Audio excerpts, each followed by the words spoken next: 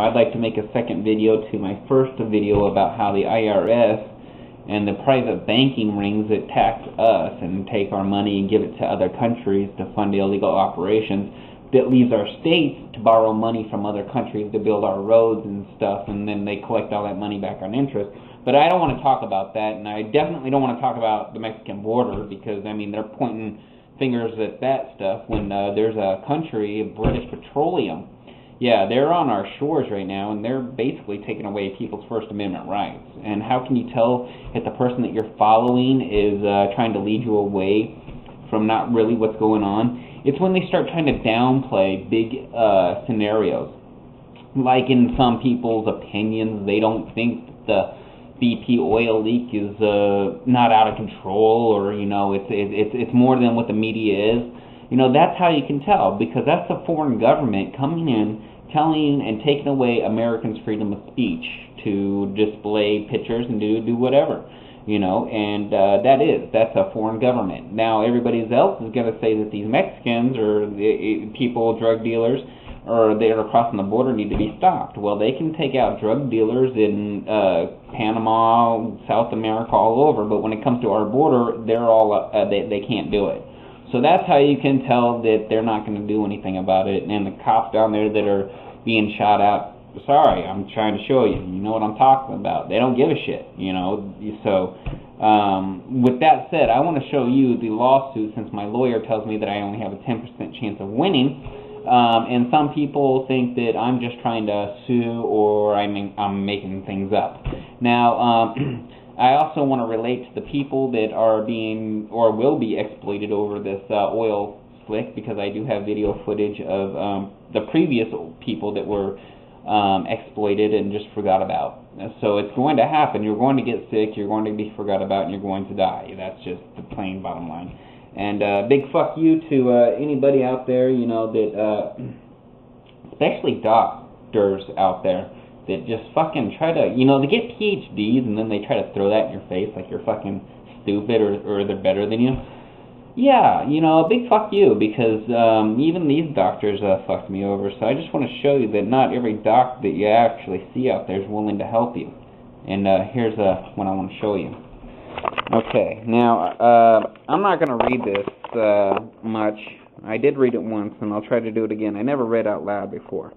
Now, it says, I have a strong family history of colon cancer, bright red blood, premium rectum, right? And then right here it says, normal colonoscopy to the terminal, whatever. If you can read, you know what that says.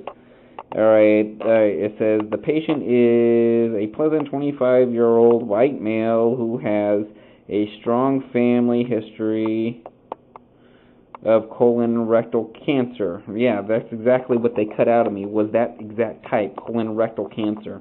Okay? Now, also he mentioned I was a white male, so you think that white people get treatment? No, You get cancer, you're money. Money holds no race. Cancer, that's the type I had, with a 1-year history of bright red blood in my stool, because I told him I was bleeding. Actually, I told him I was bleeding years before that. Polyps take 5 to 10 years before they even become cancerous.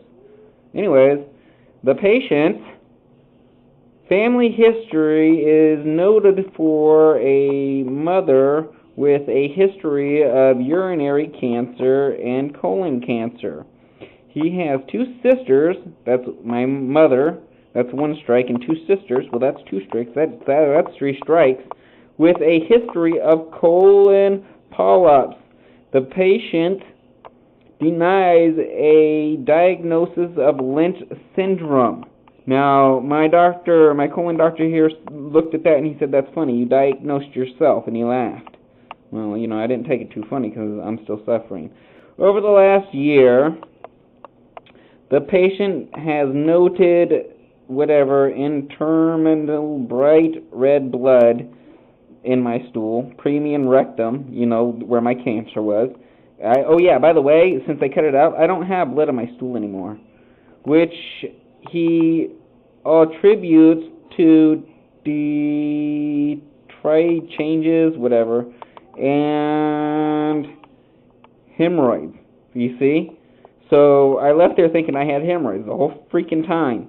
However, over the last few months, this has become worse, and he, presented to Dr. Idiot after becoming concerned. Like, I was concerned. And, by the way, I grew up with a doctor and a nurse for 2 years in foster care. For each lie I gave him, I would get 8 hours of yard work that way. That's why I took in consideration, or I believe so strongly when he said that everything's okay, you'll be fine in 5 years.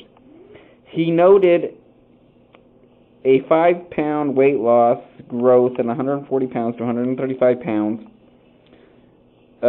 Note, the patient's mother was diagnosed with colon cancer at the age of 32, When was I diagnosed with stage 3? Stage 3, a 4-inch tumor at the age of 31. Now, when I told the doctor when I was in there face-to-face, I said, look, I'm here at 25 years old. I said, everybody's getting cancer at the age of 30. I need help now to prevent this. And lo and behold, it can be prevented. So, my lawyers tell me I only have a 10% chance of winning my lawsuit when I did everything I can in my power to just tell the doctor that I needed help. And I did everything but do a backflip for him. So, racist people out there, here's your system for you. Whoever, just all racist. I don't care. I hate racist people. Hate you. I want to get you all together and just watch you guys kill each other because I don't care.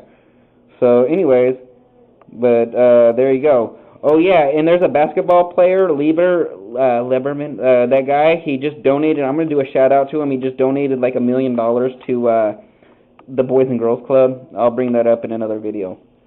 But for now, $1 million. So I'm gonna bring a shout out to that guy. I don't even watch basketball, but I'll still do it. All right, now here's findings. Normal, chronic, whatever. I can't read that. No polyps. Polyps take 5 to 10 years before they ever get to cancer. I had stage 4 cancer. No polyps, so we obviously missed them. Or other abnormalities, or whatever that is, were identified. Normal, terminal, whatever. Recommendations: give the patient a strong family history of colorectal cancer when everybody has cancer at the age of 30. Mothers early. Of thousands of other cleanup workers were being held. Records Exxon has asked the court to seal for privacy reasons. I was shocked. Mestis says the records reveal of 11,000 cleanup workers, 6,722 had gotten sick. It was explained away as a simple virus, the so-called Exxon crush, a flu or cold that Exxon was not required to report to federal health officials. At the time, NIOSH, the National Institute of Occupational Safety and Health, was in agreement. Total BS. The only epidemiology was that there were a few head colds that they could identify, and NIOSH didn't have any of the records. Exxon never admitted fault in Stubblefield's case, but reportedly settled the lawsuit for $2 million. Stubblefield, one of the very few workers to get compensation.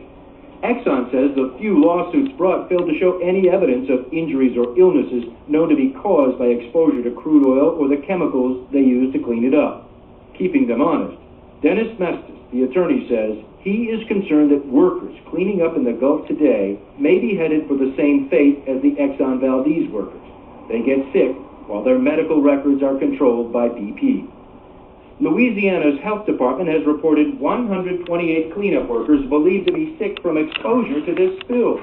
But BP tells us they have recorded just 5 illnesses related to inhalation exposures in the entire Gulf.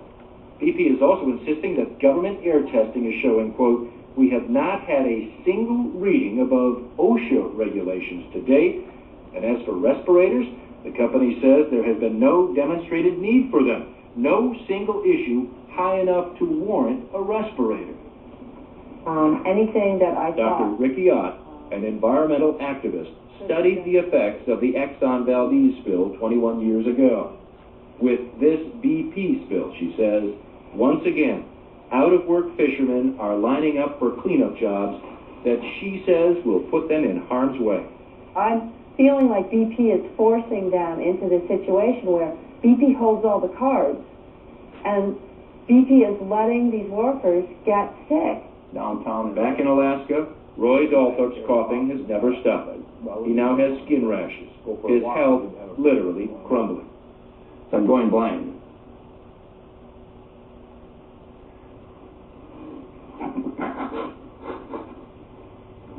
You think you were poisoned out there? Yes. Silently poisoned. And that's what's happening to those people down in the Gulf. Drew's joining us now. Drew, health officials are monitoring cleanup workers here in the Gulf. I mean, we've seen some of that. Are you saying that there was no one monitoring in Alaska and there was no follow-up either?